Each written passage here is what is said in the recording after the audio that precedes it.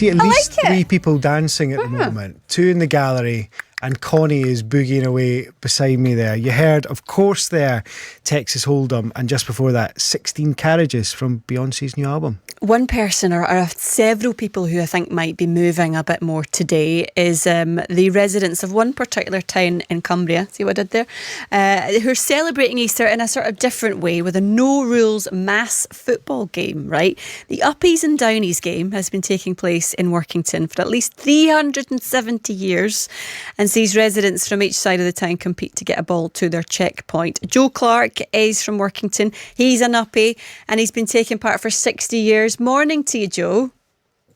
Good morning from sunny Workington. Oh, lucky you. Well, it's sunny here, but we'll see how long that lasts. Talk to us about this. Tell us about what happens. Describe the scene that you're going to be witnessing a little bit later for us, if you can. Yes, certainly. As you can imagine, I'm quite excited because it's game day today, first of 3. The Workington Uppies and Downies ball game is reckoned to be the oldest ball game in the UK. It predates Christianity, believed to come from originally a pagan festival. So it's certainly more than 2,000 years old. In written records, we have a record in 1736, which refers to an ancient game even then. Wow. It consists of hundreds of players on each side. The game starts in a central area in Workington called the Cloughics, which is a part of the town gifted to the people of Workington by the Curwen family, who were lords of the manor for many hundreds of years. Straight. The central point is it's roughly a mile each way, so the goals are 2 miles apart. The Uppies have to get their ball to the Curwen Hall, which is an ancestral home of the Curwen family, and the Downies have to get the ball to an old capstan down by the Prince of Wales Dock in Workington. Right. By any means, by brute force, by cunning, smuggling the ball. It's quite a spectacle. Right. So the main question on my lips is, what's the prize? What do you get for all this? The prize for the person who wins the ball is the ball itself, right? And the prize for the team is bragging rights for the coming year.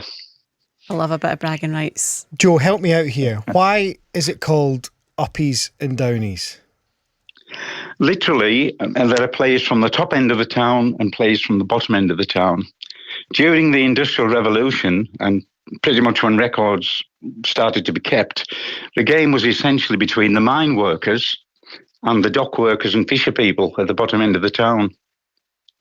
So it's a proper geographical split, and if you're from the south, you can't be in the Uppies. Is this splitting families? Is it meaning friends are pitted against each other on the big day? When I first started playing about 60 years ago, the delineation was pretty clear, to be quite honest, because a lot of the town still existed. The bottom end of Workington, known as the Marsh and Quay area, had a thriving community which provided a lot of the Downies. As those areas were demolished and people were moved on to new estates in the 60s, 70s, 80s, it became a bit of an imbalance. There were far more Uppies than Downies. Young guys were playing from where they were born. Over recent years, the last 10 years or so, we persuaded people to play from where their dads or granddads played from. So it starts to even itself out a little bit. Right. Just one question for you. Who's going to win this time? Oh, definitely the Uppies. Uppies. Yes, I'm known as Father Uppie. Surprise, the game's surprise, played over Joe. 3 legs.